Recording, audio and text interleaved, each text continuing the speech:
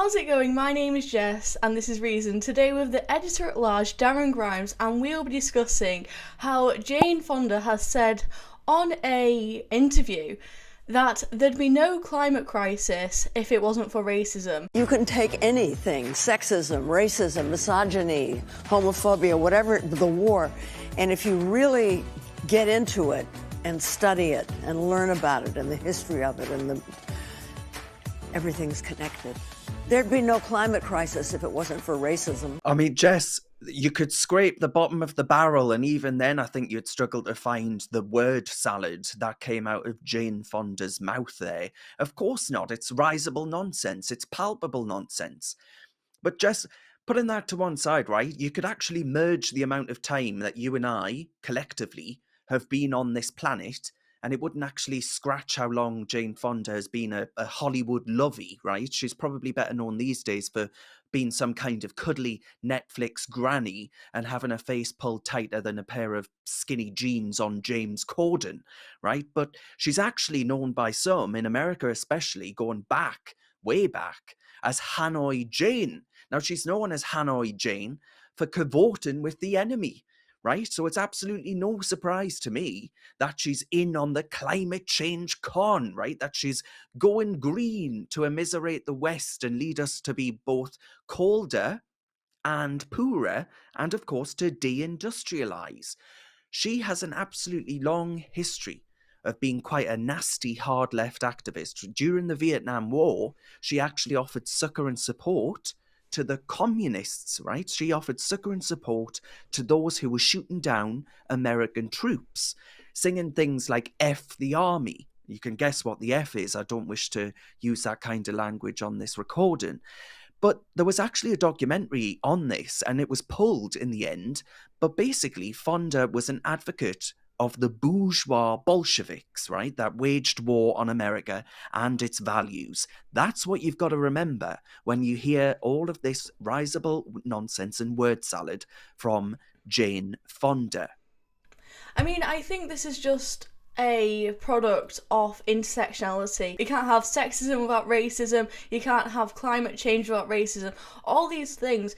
When, as you said before, I think the argument is, to try and steelman the argument, is that climate change will impact lesser economically developed countries.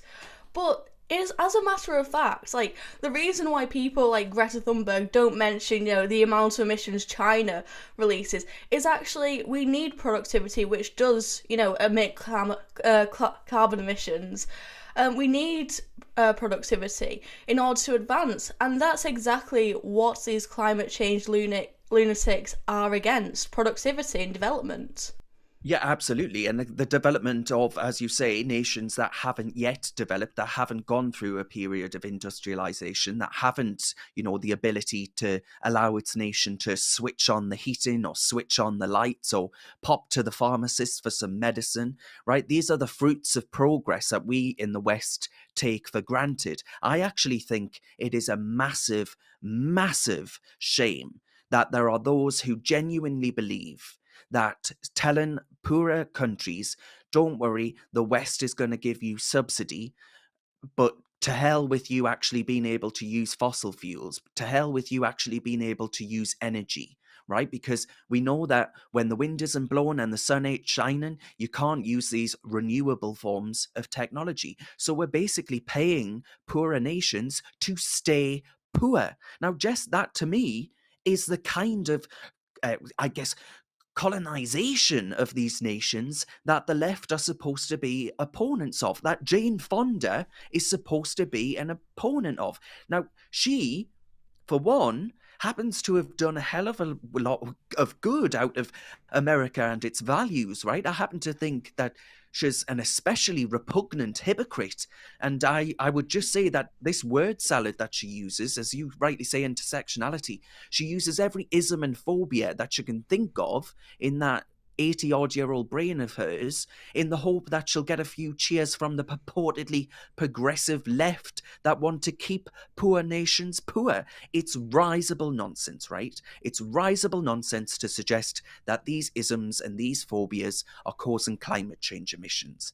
But they use these concepts as you rightly point out, in the pursuit of so called equality, to bash Western nations, to bash our values. Western nations, which, let's not forget, have never been more free, have never been more tolerant of minority groups, and of course of women, who she also mentions, apart from Jess, I think it's safe to say, in Nicola Sturgeon's Scotland.